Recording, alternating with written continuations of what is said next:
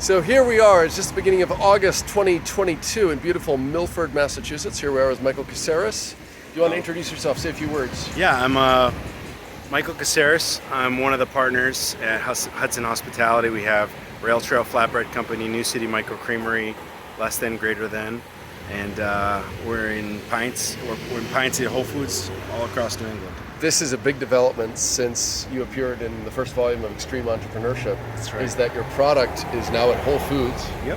And you now have not just one location, but you have a total of how many locations geographically? We'll be in all of North Atlantic this fall.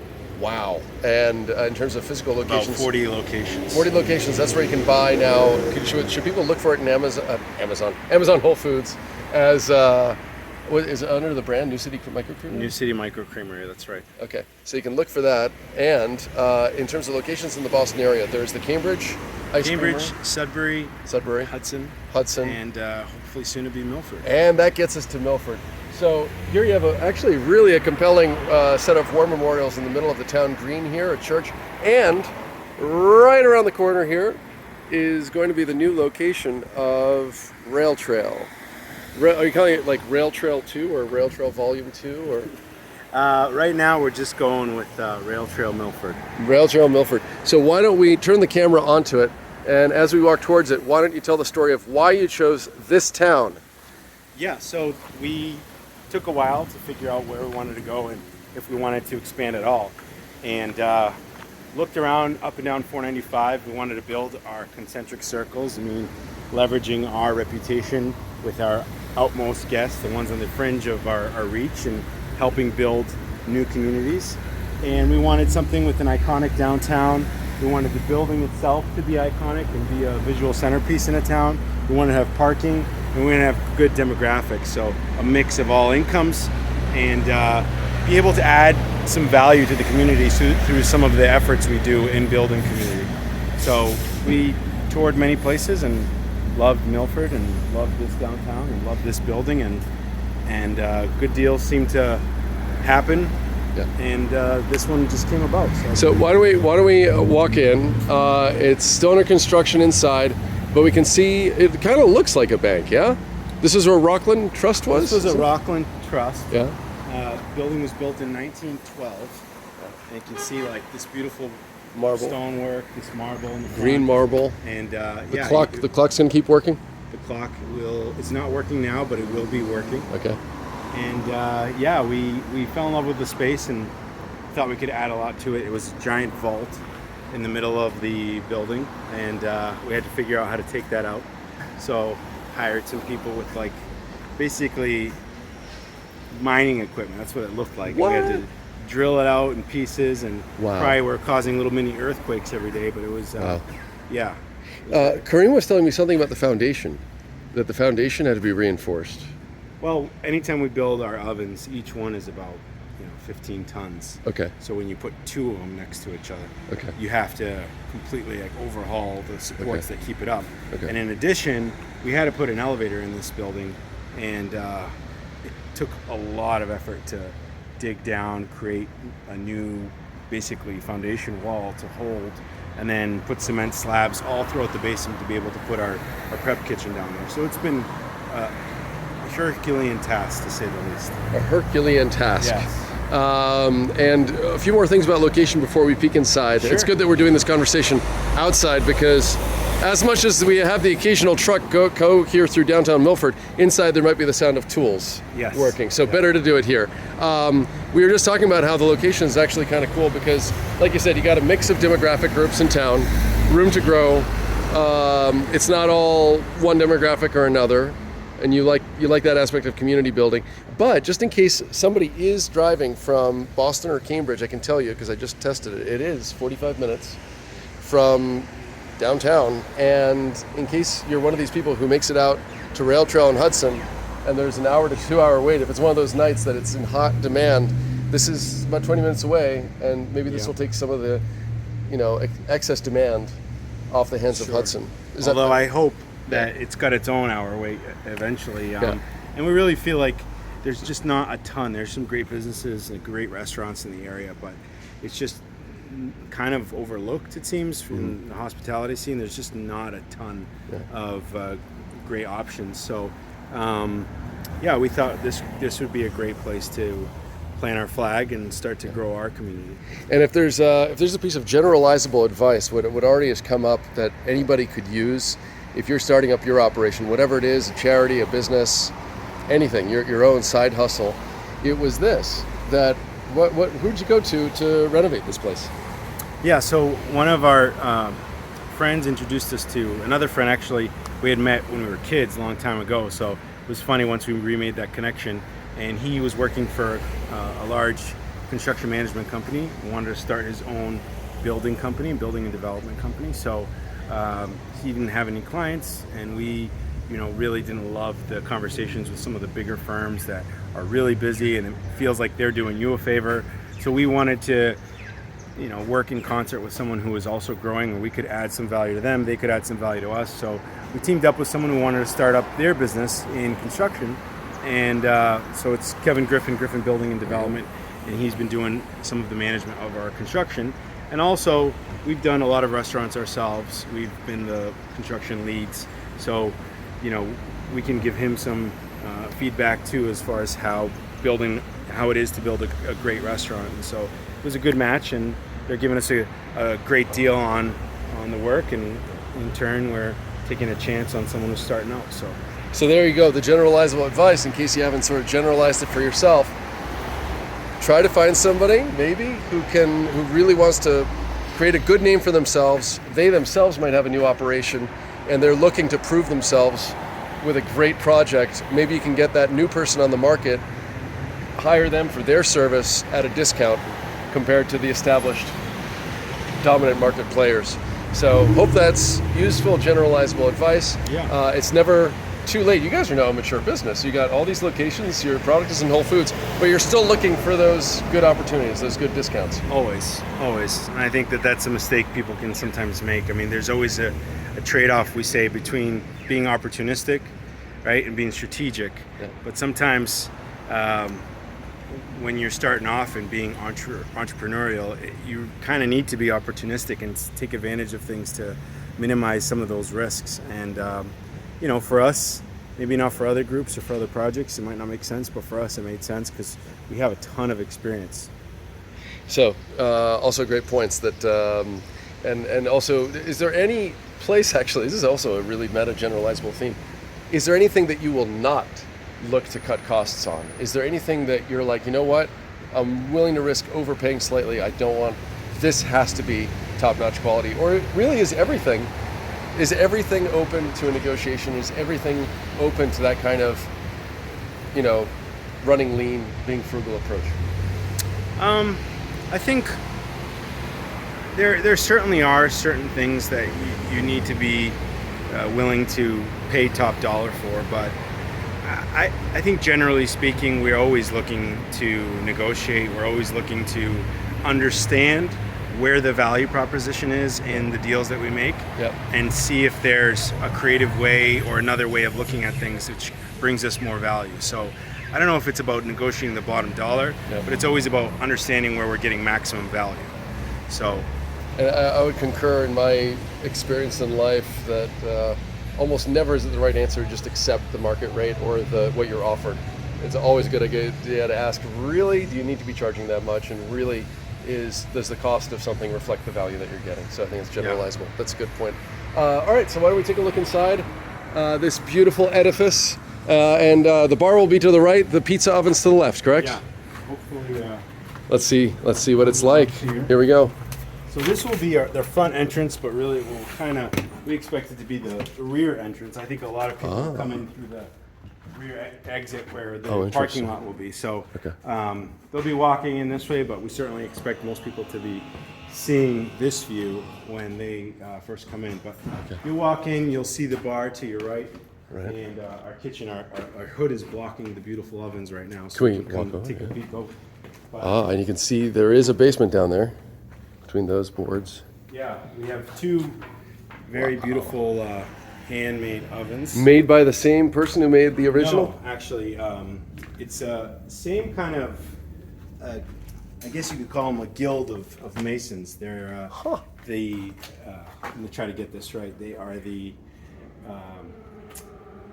wood-fired masonry core heater association or something like that. But they're all basically a community of masons that like to build heaters for cooking, heaters for heating homes. So it takes a certain kind of geometry to build these types of ovens, and they're all a big family community. And we found a guy who learned from one of the gentlemen who helped build our original, and he's kind of the guy in the area, and we're lucky that he could work for us. So It looks like it's a combination of, is that concrete or stucco or yeah, so masonry it's on the refractory brick. Every single piece is inside? Refractory. refractory brick. Yeah, it feels almost like rough glass. Yeah. It's Or very rough ceramic. rough something. ceramic. Yeah, it's very, it's a lot harder. It's almost like a, yeah, it's probably a lot harder than regular brick. And then it's wrapped in an insulation layer. Okay. Oh wow. It's a fiber. It's almost like it's a ceramic fiber, and then it's covered in a concrete. Two layers. It's not drywall. It's concrete. It's a concrete, Okay. like stucco kind of, and then we put it's not on there right now, but we finish it with a natural earth and clay. Okay. Wow. And yeah, And then underneath is where the firewood is kept. Here's where the fire burns, and then the flatbreads cook on either side. Is that right? that's right. That's right. Fantastic. And then the venting exhaust Yeah, we basically use out the back. two chimneys that Two go chimneys. straight out. Okay. So you're going to have double the capacity of the original rail We'll trail. have double the capacity. That's right. What about seating? Also double? Well, Rail Trail's grown throughout the years, so we're kind of at 200 seats right now at Rail Trail in Hudson, and this will start off for about 200 seats and hopefully grow into like 350. Wow. That's huge. And we'll have its own takeout facility, which we're building also in Hudson right now. So right behind this kitchen, Yeah. our kitchen will be situated throughout along this wall. Okay. Open kitchen again, but through this area here, we will have a door leading to our takeout facility. Oh, So, wow. people will be able to come in from either side of the main street, from our back parking lot or from the front, and the takeout will just be there. So Is the takeout business, how much did COVID and the shutdown and having to do takeout, how much has that motivated, like, oh crap, we got to do takeout? takeout was everything during COVID. Yeah. And it wasn't before, right? It was always a big part of what we did, but Oh, it was? it kind of just blew up and became its own thing. Really, it required its own attention and like never before. So certainly it allowed us to survive during COVID. And it's funny enough, a friend of mine who I went to Babson with sent us an article. He is working at a startup in Silicon Valley, and his CEO shared a memo to the company saying how we embraced takeout and adapted our operations to survive through COVID. He said, this is what being an entrepreneur is about, and finding opportunities in this mess. And it's funny enough, he's like, I know those guys. I went to school with them. Wow. So yeah, takeout was a big thing for us, and it helped quite a bit. Any big lessons to share with folks about making that pivot? Any big generalizable lessons? The usual, start and fail, iterate, or? I think, I think it's certainly a lot about understanding your customers, right? Okay. So for us, understanding what our customers needed, even in that moment of crisis, was like, okay, they need food, they need something quick, they are looking for this kind of safety. So we just started to, we embraced it and tilted our business towards what the customers were asking for, and that worked. There you go. So, Listen to the customer. All right, what else do you want to show? What else do you think is going to be interesting and work on camera? Is that the elevator shaft? no, we wanted an extra set of stairs, so almost our team didn't have to really run through the dining room. They could just go right into the basement and access some of our prep kitchen. So we've isolated, at this location, we've been able to isolate cooking sort of from the rest of the experience, and having the extra set of stairs helps. Got it. So this leads to the basement. This leads to the basement. We added, I'll show you before we go to the basement, we added an elevator. We have our dish room, which is where the old Vault? The vault used to be. So the vault was almost entirely that space. This square space. And we took it up, and I'll show you the rest of the area. So we'll go down the basement in a more convenient way. Okay. So this was the vault, this square thing. This was the vault, yeah. You can kind of still see the foundation. It was, it's almost like 30 inches Thick? Wow. Yeah. It was about a 2-foot concrete wall that had railroad ties cross-hatched in the cement every few inches. And then inside that was a steel box that was bolted together and then covered, the bolts were covered with concrete. So it's about 1,500 bolts that somebody had to chisel out. And then they ripped the concrete apart and then used a giant industrial horizontal hammer, I guess you could call it, and they just almost remote control took it out. Wow, it's quite a lot of work. That's crazy. Yeah. So this is the bar. Pretty big bar. You know. So that's the backside of a bar under construction, if in case anybody's ever wondered. Yes. It's basically not 2x4s, it's like 2x5s, 2x6s, 2x8s. 2x8s? Really, that's 8 inches, right? Plans. Yeah, And this will be more dining. This will be like the back entrance, which really is the front entrance. right. So that's where there's more parking. We can come out this way. And there's going to be room. Is this one floor, or is there going to be more than one floor to this? 2 floors. It'll be 2 floors. Okay, so the upstairs is how you get to the capacity of 350 or Yeah, and possibly. we also have a huge outdoor area. This whole parking lot is ours. Wow. We plan to take advantage of it. So there's going to be a patio here. We'll have quite a big patio, and hopefully it'll be a covered patio at some point. Yeah. Glass and steel and Nice. conditioned space. So Wow. So the option to keep it heated and sheltered in the winter, is that the idea? Yeah. But open air in the summer. So let's take a zoom back pan of the building from the back. So this whole building, that top, all the way over there, this is all yours. It's actually from where you see this tan, this beige colored awning. So it starts there. That's a sister building. It's not ours. Okay. So it starts at that post at the end there. And Okay. it goes all the way here. And we've actually, not us, but our family has purchased the corner building there. Oh wow. And that's where we plan on putting the ice cream shop eventually. Amazing. So those are some offices, and we'll have this whole end of the block. So when you come back here, late 2022, early 2023, come back to this video if you want to see what it looked like when it was still in the process of being reborn.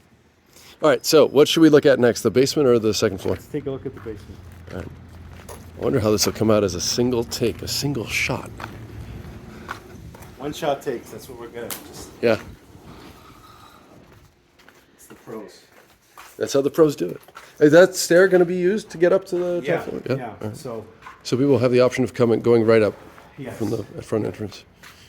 Option to go right up, And we originally had the restrooms here, Okay. but I was stuck in Europe, in Greece. It wasn't a bad thing, but I got quite sick during COVID, and once I got better, I realized that every restaurant I went to, people were either the restrooms were either on the top or the top floor or the basement, and it was just kind of a thing, and nobody minds. And I figured, why can't we kind of bring that to our dining experience too and get more seats? So we were going to add the elevator. We beefed up the elevator to make sure it was big and comfortable. Yeah. And we took a page out of the restaurants in Greece and put the restrooms upstairs. by the way, this is a good time to test whether I remember correctly. It was either you or Kareem said that any good eatery, the first thing that you should see is something that welcomes you and warms you up, and something also beverages, Yes. something to cool you down, something refreshing. So is that why right as you walk in through what's going to be the main entrance, bar, and then the fires of the pizza ovens over there? Absolutely. That's the effect you want. Yeah, we wanted people to walk in and understand we have great beers. Like, we wanted their senses to be inspired by the taps. And yet, if it's winter, the welcoming aspect of the fire. Exactly. Our we designed our ovens ourselves, and we really wanted the flexibility of cooking, of having the hearth and the flames in the front. Yeah. But also, what that does is it makes you engage with the fire. It feels like it's right at eye level when you sit. Mesmerizing, exactly. I remember that you guys made me sit down in the booths in the old place. By the way, will there be booths here or seats in a similar way that? Seating will be out throughout the front of the kitchen. So you can still have the fire in your eyes if that's what you're going absolutely. And then we'll have some seating leading out towards the patio, Yeah. seating this whole area. And last question about this floor. I noticed that you guys have a framework over the metal I-beam there. Is this going to be covered in it's going to look like big beams there? Yeah, of we're wood? going to cover it. We trying to work with some of the structural work of the building. We added those steel beams above the oven to open up the space, but there was some that we didn't really want to mess with, so we're going to wrap those in a nice yellow heart pine. That's kind of been our signature look. Right. And it'll be a nice nod to the Hudson location as well. Got it. All right, cool. So let's see the second floor of the basement, and then we'll wrap up this one-shot take. So we're now going through the server utilities area, which will be behind the bar. Right. And Is this original staircase or new? this has been an original staircase. All right. And this will be our prep area down here. Okay. So we're gonna have dry goods storage in this bay. The bay next door will be entirely walk-in. I can show you that if you like. Like a walk-in refrigerator. Walk-in freezer and Freezer. refrigerator. Wow. And then this will be our kitchen. So we're gonna have a giant prep kitchen, almost like a commissary down here, with its own hood, dishwashing, vegetable washing, Wow. prep tables in the middle, Wow. dough station, and resting. So any vegetables that get cooked before they go in, there'll be an area of baking racks just for them to rest. So the elevator goes all the way down to the basement, all the way up to the second floor. We'll have access for everyone.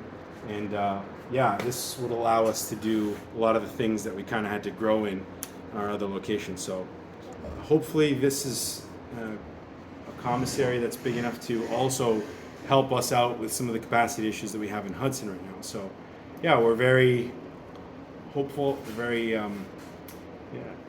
we're looking forward to having this extra space. So Well, in this space, anything notable? and this was a lower space. I guess what's interesting to understand is I worked with some architects and some designers looking at the space, and I realized they're never really going to understand the building or what we do as well as I do.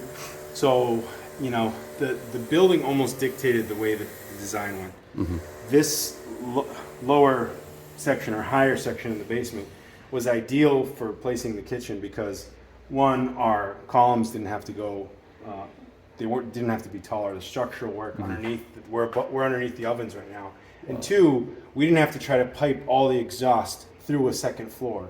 So I wanted it on this side versus the other side so that we missed the second floor, and also we took advantage of this lower space and let that be the more optimal area for cooking and cleaning and storage. So you can't really put a walk-in down in this basement, but in that we could. So this is why we chose to put the oven where we did, and like I said, the space organically helped guide us to where we needed to put the rest of the equipment in the design of the restaurant. So This is probably worth getting on film. This is custom installed for you guys to have those pizza ovens up there. Yeah. 1,500 tons? No, not 1,500 tons. How many tons? 15 tons. No, 15,000 15,000 pounds. pounds. Okay, got to get the unit right.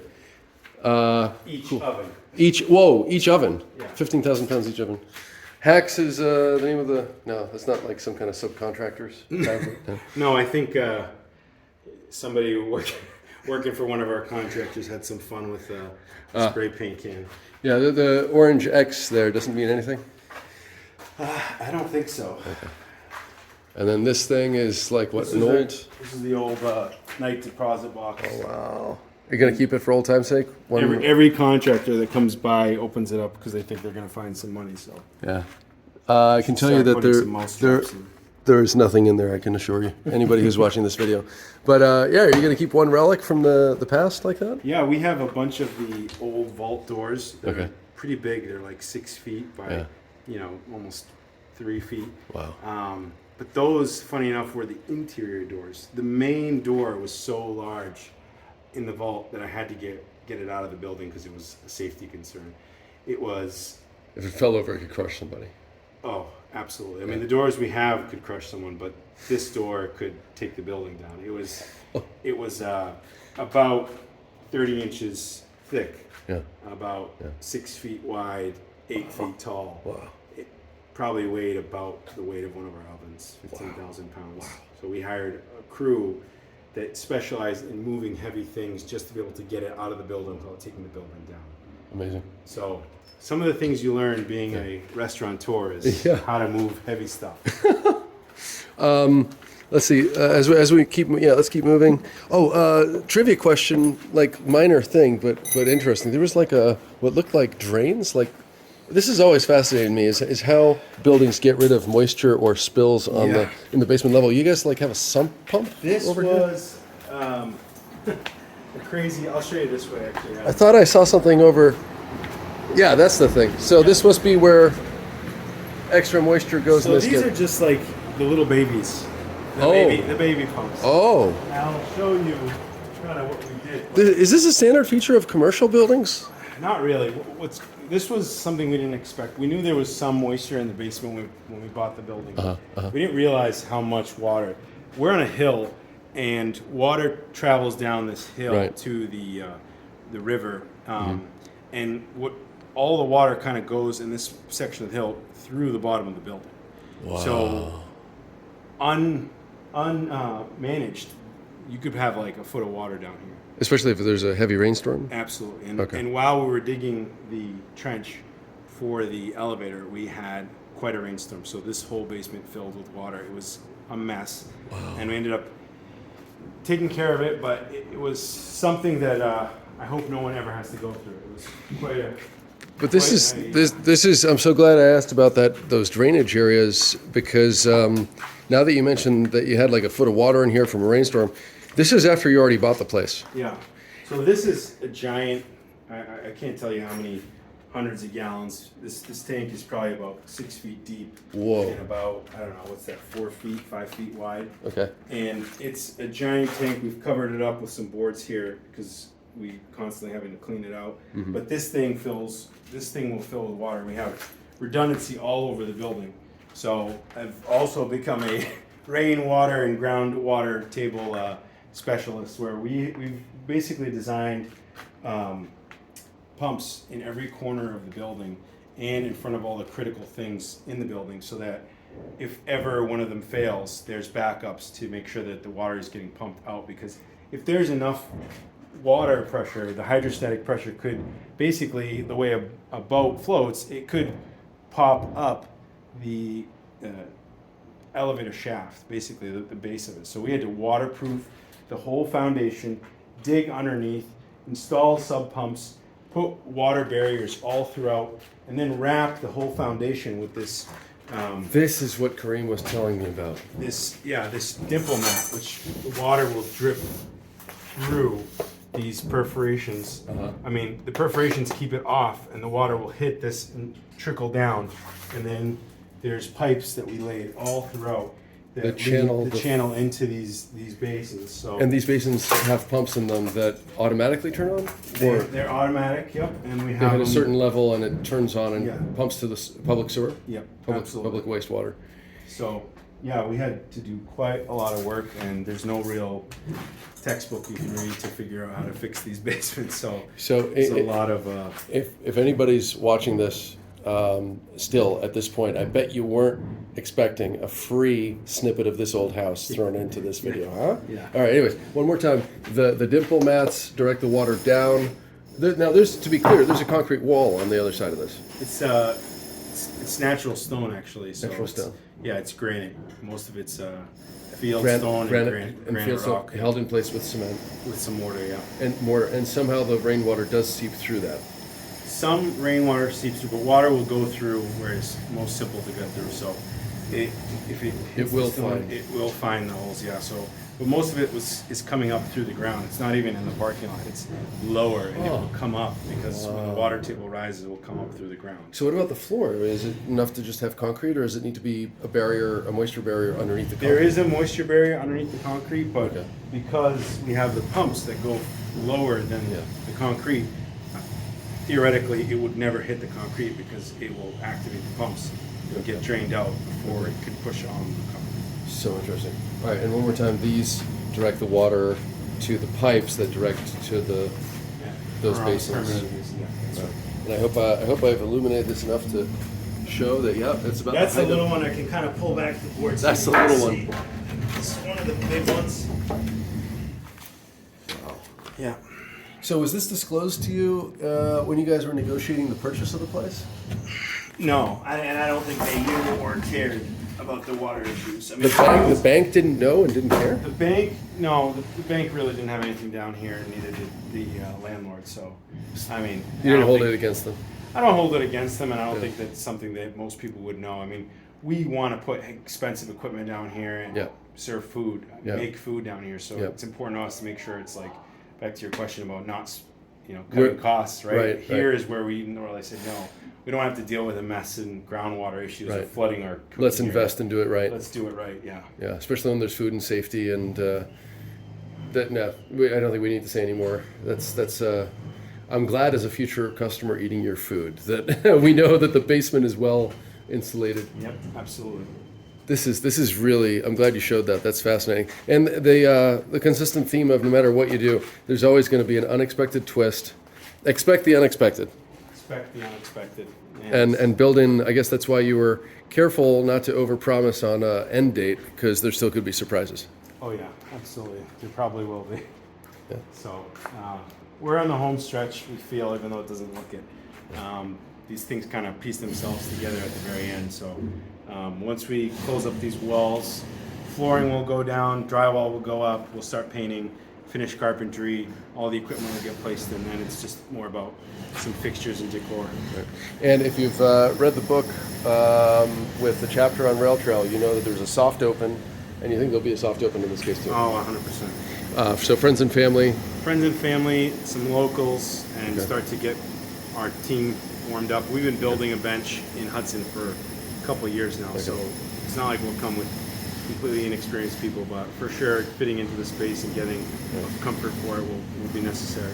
Believe it or not, we've been going for 32 minutes. Why don't we wrap up quickly with the second floor? Sure. And we've seen the basement, so that's done. It's just the second floor left. Unbelievable. In one take, they do the whole tour. I do have to do it. Yep.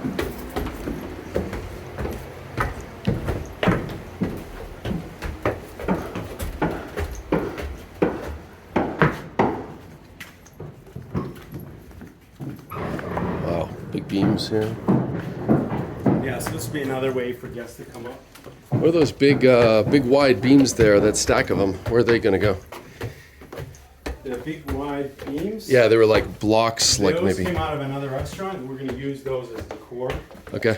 and some furniture.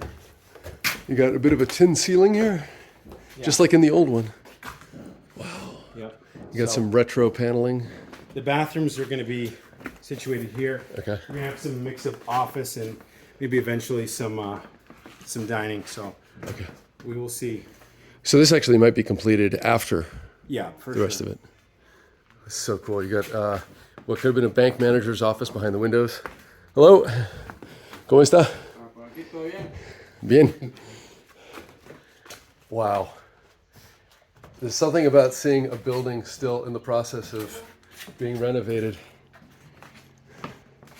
All right, bathrooms there. Bathrooms here. We'll have some offices. Not really sure how it'll be broken up. And So this could be the new HQ. Yeah. You guys might run the whole empire from here. we're not sure. But Mind if I just do a quick peek here? definitely big enough. Yeah, it looks like.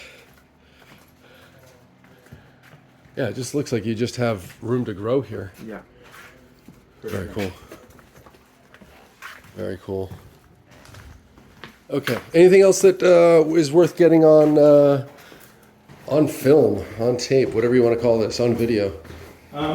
This is weird. This looks like an add-on. Like this was exterior at some point. It was, yeah. And This they was add- definitely an add-on. Anything else at all? We're just very excited about what we're doing here. We Yeah. feel like, in addition to all the space and being how beautiful it will look, I think that it'll be a really welcome addition to the community, and we hope that it'll be fun for years to come. Likewise, looking forward, if there's any way to negotiate a seat at the soft open.